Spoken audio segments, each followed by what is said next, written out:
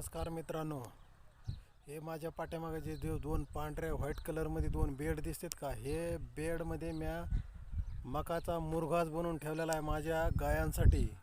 अशा पद्धतीने म्या 12 महिन्याचं नियोजन केलेलं आहे. आणि या ठिकाणी तुम्हाला ग्रीन शेडमध्ये दिसत असेल, हा जो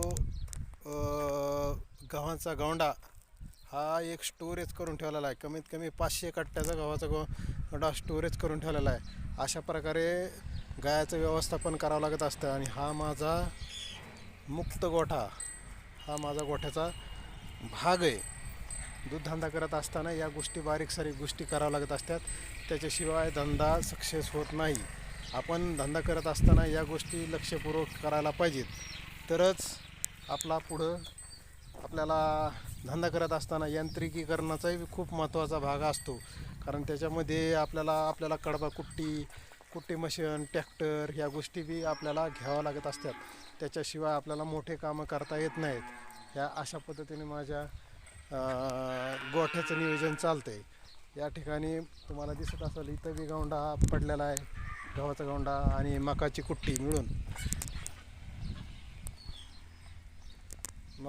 मिळून मी सर्व एकत्र करून गायाला खायला घालत असतो.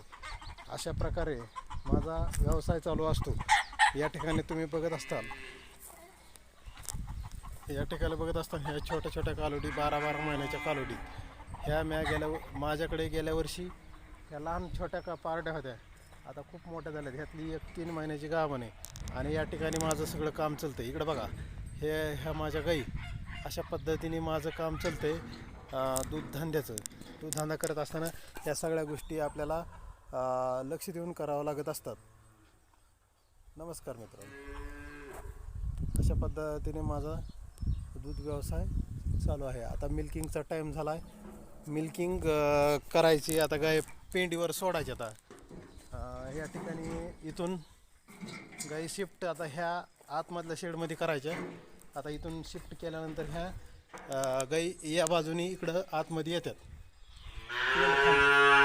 आता बघा, इकडं बघा, आता ह्या वाट बघूनच येतं की आम्हाला कधी पेंड खायला सोडित येतं मालक, असं त्यांचा डोक्यात आहे. आणि ह्या ठिकाणी माझं मिल्किंग पार्लर म्हणून काम चालू असतं. हे मिल्किंगच्या सहाय्याने मी दूध काढतो.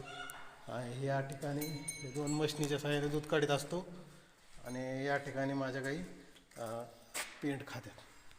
आणि इथंच मी दूध काढत असतो.